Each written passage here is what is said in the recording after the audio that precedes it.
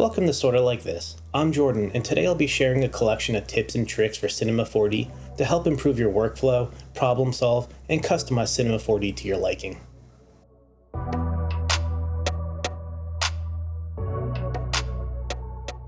This collection of tips and tricks will be in two parts. There's just too many to put into one video. I mean, who wants to watch an hour or more straight of tips? These tips are for anyone from beginner to more experienced artists as well. I've been using Cinema 4D as a hobbyist for a few years, and I'm always discovering new things I never knew about. These tips fit into four categories mostly: customization, navigation, workflow speed improvements, and useful tools. In this first part, I'm going to go over customization and navigation tips that I have. In the second video, I'll go over workflow speed improvements and useful tools. No matter your experience level, hopefully you'll find something useful out of this, or something you didn't know. Anyway, let's get started.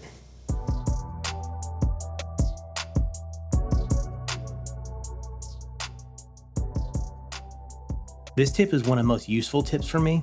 When I first saw it, I thought it was game-changing, and I really don't use that term very often.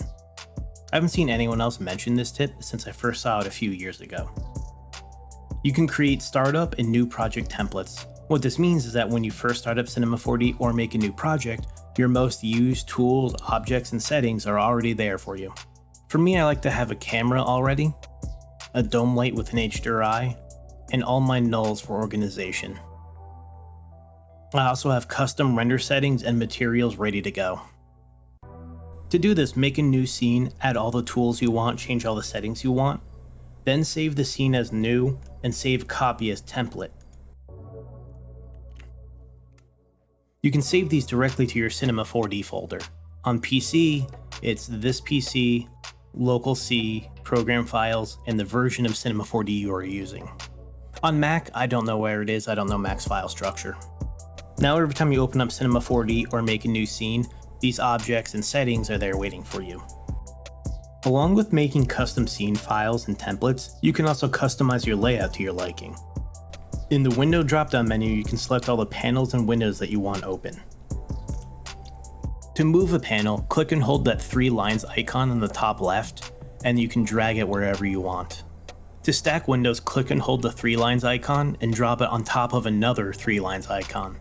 You can also add custom palettes of custom tools. To do this, go to Windows, Customization, Customize Palettes. Here you can make a new palette or search for tools to add to existing palettes. You can also move existing tools around as well. Once you have the layout and palettes where you like them, you can save the layout as a custom layout, or you can also save it as a custom startup layout. To do this, go to Window, Customize, Save Layout As, or Window, Customize, Save as Startup Layout. If you don't like the layout that you want, the default startup layout is still there, it's called Standard. To go between your custom layouts, you can see the layouts in this top menu here, or go to Window, Customize, Layouts, and you can select from your customized layouts here. Another cool thing is you can transfer your layouts between versions of Cinema 4D. Every time there's a new version, I always send my old layouts to the new version. To do this, go to Edit, Preferences, click the Preference folder, go into your Max on Cinema 4D folder, go to Library, go to Layout. This is where all your layouts are, and you can copy and paste these into other versions of Cinema 4D. I don't know if pasting these newer layouts into an older version of Cinema 4D will break something. I only send them to newer versions from older ones, so keep that in mind. If we go back to Window, Customization, Customize Palettes, we can create or change hotkeys. This is great if you have a tool that you use a lot but doesn't have a hotkey, or if you have something like a Steam Deck, Loop Deck, or Macro Pad, you can make hotkeys for just about anything. Just search for the tool that you want to make a hotkey for, check if it has a hotkey, or change the hotkey. If it already has one, it will show up in the shortcut column. If you want to make one or change one, in the bottom right of the window, you can type in the hotkey that you want. Just make sure you hit assign after every hotkey, otherwise it won't assign. If the hotkey you're trying to use already exists, it will warn you before assigning it. If you're using the newer version of Redshift 3.5 or higher, I have a couple layout recommendations that I find useful to speed up my workflow and make the window layout how it used to be. I lay out my Redshift windows on a second monitor or a floating panel usually. I have it set up like this: my IPR on the left, my node editor on the right, and I have a copy of my attributes window below it. To make a copy of a window, click the arrow icon all the way to the right of the window you want to copy. Then go to Window and uncheck Lock Element. Now you can dock this wherever you want. I also have my material editor stacked in there as well. I also have a few tools docked in the IPR window in a custom palette. One of these tools specifically I find very useful, the Solo Node tool. This lets you solo a node to see what this node is doing to your material. I also have a custom shortcut for it so I don't have to click it. I also have the Arrange node tools docked to help keep things organized, and I have the Center All Nodes tool docked to get me back in case I get lost in the editor. I also have the Add Node tool in this palette as well. You can have 2 viewports if you need. One use case for this is if you're using Redshift or Octane or another live IPR window, since it normally follows the viewport camera around. The main way to get around this is to add a camera and lock the IPR to that camera. But another way to do this is to have a second viewport. To do this, click the middle mouse button or the active view icon on the top right of the viewport. Switch to another view like top or side, go to camera, and select perspective. Don't forget to go back to normal shading as well. Now you can navigate the viewport without changing the view of the IPR. If there are any objects or tools that you use a lot with specific settings, you can change those settings to be the default setting. For example, my dome light has an HDRI in it already, and the background is checked off. To do this, add whatever object you want to change into the scene, make the changes you want, then go to Edit, and Save as default preset. Now anytime you add this object into your scene, it'll have these settings changed already. You can create and save render presets if there are any specific render settings you go between often. Create the render settings you want for the preset.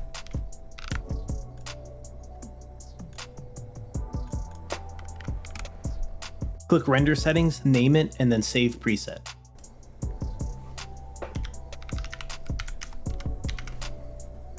Now you can load whatever render settings you need by going back to Render Settings and Load Preset.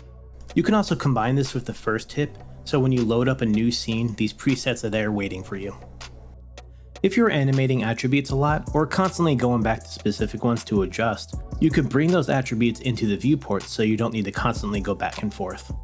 Just click the attribute you want and drag it out to the viewport. If you right-click the attribute, you get a bunch of settings. If you always want to see the attribute, even if you click off the object, you want to adjust the Show settings to Always. You can adjust other aspects, like the widget that hides the slider, along with other settings.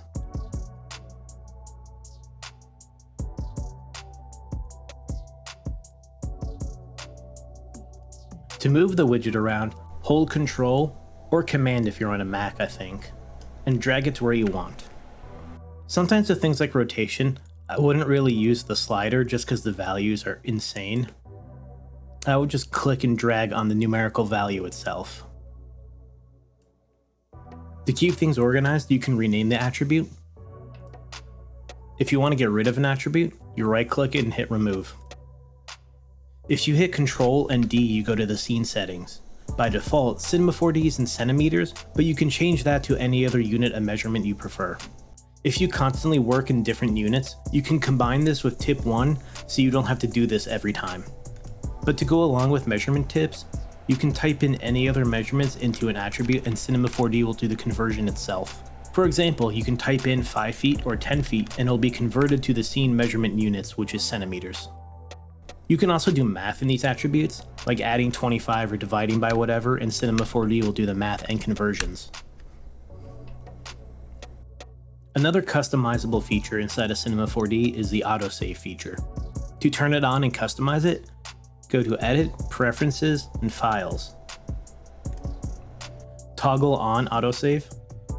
Now you can tell Cinema 4D how often to save and how many copies to save before it gets rid of old ones, and also where to save them. Layers are a great way to keep scenes organized. Nulls are useful on their own, but adding that with layers, you can easily solo groups of objects, hide groups, set groups to render out or not render, along with lots of other ways to control them that I haven't explored yet myself. I just use it to organize and declutter scenes. To use layers, go to Window and Layer Manager to open it if it's not open already. Click the plus sign to make a new layer and name it whatever you want and change the color to whatever you want. Then drag the objects you want to organize from the Object Manager into the layer you want it under. Now with that object attached to that layer, you can solo it, hide it, or do whatever else you need to.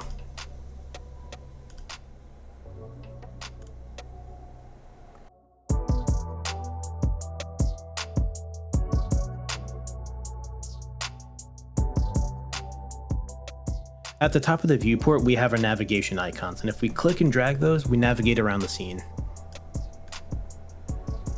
But we can do this faster and more efficiently by using shortcuts. There are two different sets of shortcuts to do this, at least that I know of. The first set is holding the Alt key and using the left, middle, and right mouse buttons. If you hold Alt and use the left mouse button, you orbit around the scene.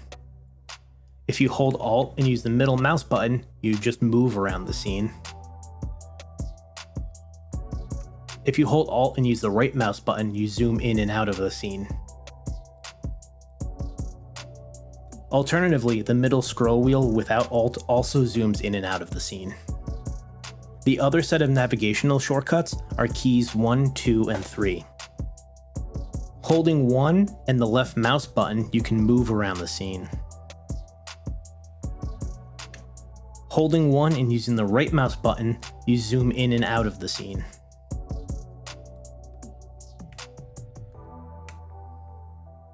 Holding 2 and left mouse button, you push the camera in and out of the scene.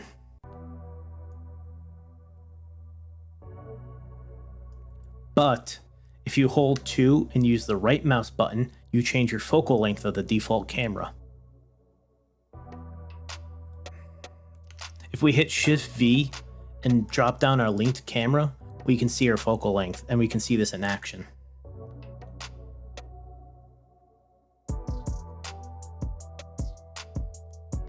If we hold 3 and use the left mouse button, we orbit around the scene.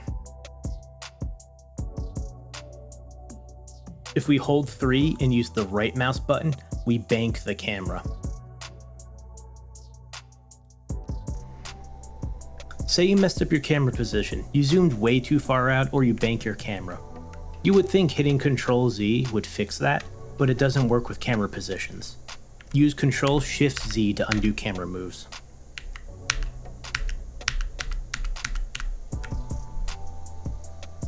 Another way to fix things, like if you accidentally bank or rotate your camera off axis, is to hit Shift V, drop down your default camera, go to coordinates, and zero out the bank rotation or any other adjustments you want to fix. This one confused me for the longest time since I accidentally banked my default camera sometimes when I was getting used to the navigation shortcuts. If you want to use a background image for modeling references or other needs, click the middle mouse button or the active view icon in the top right of the viewport and choose any ortho view like top, side, front, or whichever. Hit Shift V for viewport settings, go to back and import whatever image you need. This only works in ortho views like top, back, front, or side and is great for modeling references. It does not work in perspective views. There are also a bunch of settings to adjust the image however you need it.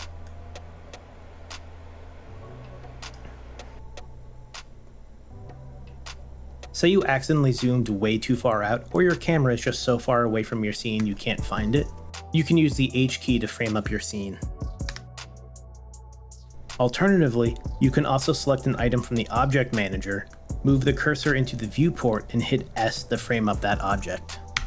Another use for S is to find an object in the Object Manager. Click on the object you want in the viewport and move the cursor over to the Object Manager and hit S. You will find the object you want pretty fast this way. If you're like me and you often accidentally move your render camera out of place because you forgot you were in it when you were navigating around the scene, you can use a protection tag to stop that. This protection tag will not let you move the camera, but you can still adjust any settings that you need to. To find the protection tag, right-click on your camera in the Object Manager, go to Rigging, and click Protection Tag. This might be different depending on the version of Cinema 4D you're using. I forget where the protection tag used to be. Now, even if you're in the camera, you can't move it. This protection tag also works with anything you don't want to accidentally move. This is a shortcut I found accidentally when I was writing the script for this video. I have a light bulb here, and I want to select the inside filament, but I can't do it because I have the glass bulb around it. What you can do is hover over the group, hold Control. I'm guessing this works with Command on the Mac, but I'm not quite sure. Right click, hover over the object you want to click, let go of Control, and then click. And now that object is selected. This is what I mean when I say I'm always finding out new shortcuts. With F26 giving everyone a CPU version of Redshift, I thought I would mention the Redshift Viewport IPR as an option to see what your lighting and materials would roughly look like, while still being able to select, move, and edit and model objects in the viewport. To start it, go to the Redshift menu at the top of your viewport and hit Start IPR. I cannot comment on how fast it works with the CPU-only version. I just thought I would mention it, that it's a tool that you can use if you want to. If you are working with small-scale objects or large-scale objects, you might notice that you can't zoom in far or out far enough to get the details you need to model or edit. As you notice with this pen, I can't zoom in far enough to get a clear look at the tip to make any edits that I need to. To fix this, hit Ctrl and D to go to your scene settings and change your view clipping option. If you are working with small scale objects, you can change it to small or tiny, or if you're working with huge objects, change it to large or huge. Now I can zoom to the very tip of the pen to make any changes that I need to. There are a handful of pop-up menus that you really should get used to. They will save you so much time when you do, and they won't interrupt your workflow. M has modeling shortcuts, U has selection shortcuts, N has viewport shortcuts, K has knife tool shortcuts, and V has other menus like recent tools, cameras, and snapping options. Once you learn these, you can do so much without ever going to a drop-down menu or leaving the viewport. It's just an uninterrupted workflow. This is the final tip of this video, but just like the first tip, this tip was a huge time saver for me. If you hold Shift and hit C, you get a search menu. From here, you can search for anything. This shortcut is amazing. It can be hard to find tools buried deep down in drop-down menus, but with Shift C, you never need to leave the viewport to find anything. And as a bonus, I'm going to show you something you can only find through this method, at least as far as I'm aware, and that is a playable game of chess. Thank you for watching. I hope you're able to learn something new in this video. These tips were huge time savers for me personally. They made my workflow way more efficient. I'm not trying to find hidden tools or navigate between too many menus now. And if you did find this video useful, please consider liking, commenting, or subscribing. It helps a lot. I have another set of tips coming out soon. I hope you'll stick around for those. Thanks again, and I'll see you next time on Sorta Like This.